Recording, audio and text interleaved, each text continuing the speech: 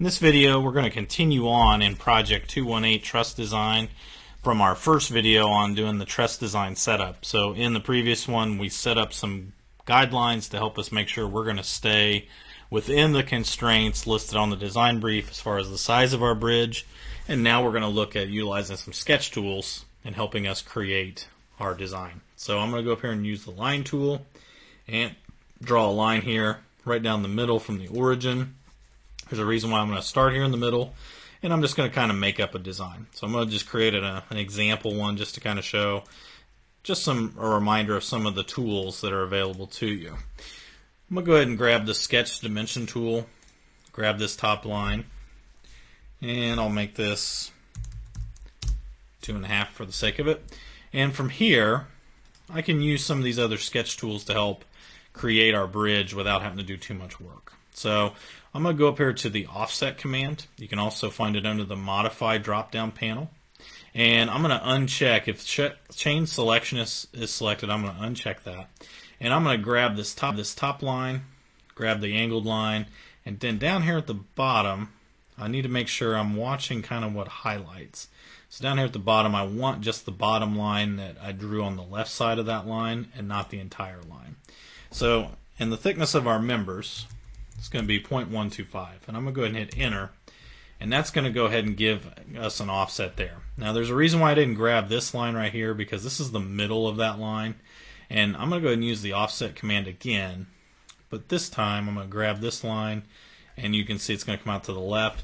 This one's going to be a 0.125 but divided by 2. So the middle of our truss member would be right there.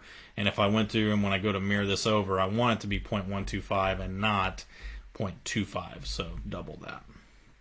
So as I go through and look, you can see I have a line that they cross over. You can always grab the trim tool, trim that away, and then I can also trim this, so that way it'll go through and make a nice corner. It may remove some of the constraints and everything, but that'll go through and at least get it placed. I'll need to be careful not to drag any of the lines. So and it's okay to kind of leave these unconstrained because we do know that these are the offset edges that we have.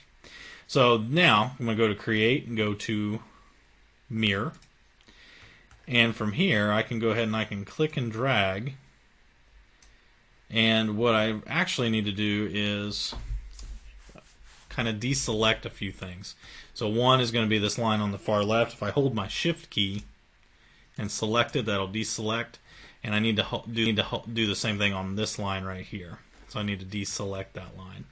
And the reason why is Fusion's a little picky. It wants the mirror line to not be in the selection of objects. So now I'm going to hit select under mirror line, and I'm going to grab that middle line, and that's going to go through, and you're going to see where you're going to mirror over everything that you have going on there. And then I can go ahead and say OK. And now that I have that mirror line in there, I can go through and do that kind of thing. Alright, some other things that may be helpful. Again, if I draw a line, I can always go through and like from up here in this corner, I can draw a middle line all the way down to like where the origin's at. And then I can do the same thing with the offset, grabbing that line, going 0.125 divided by 2, so I'll make that line the middle point, and then I'll do the same thing on this side, but this time to get it to kick to the other side, I'll do a negative 0.125 divided by 2. Now you're going to notice when you go through and do that, you're going to get some lines that extend out. So I'm going to trim away these lines that are sticking over and where they're doing that. And the middle line actually I can trim away as well. So now, because I don't really need that anymore. So I'm going to trim this away until I have a nice crossbar that's put in there for my truss design. So and again, just making sure that those points are matching. Everything looks good.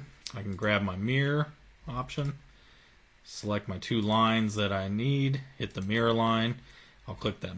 I'll zoom in here and make sure I can select that middle line, and it'll put that in on the other side. So there's a few tools that it can be used to be helpful. If you want to do the projections below, it's not necessary, but if you wish to do the projections, I'm just going to do one for the example of it. Hit the offset tool. I'm going to go ahead and I'm going to grab the chain selection option, And then I'm going to go ahead and just select the lines here. I'm going to drag it inward. So it's going to be a negative 0.125 to the inside. And that'll go through and give it some outside edges there. If I'm going to use, the cool thing about this is too, is if I want to use the outside edges to the extents, then I can go ahead and grab these lines and I'm going to toggle them off of construction and just go ahead and use what was there. So I'm going to go ahead and finish the sketch, and now that gives me a little bit to work with as far as that goes. So again, I might have to see, make sure everything extrudes, but in the next video we will go through and look at some of the 3D features that we can use to create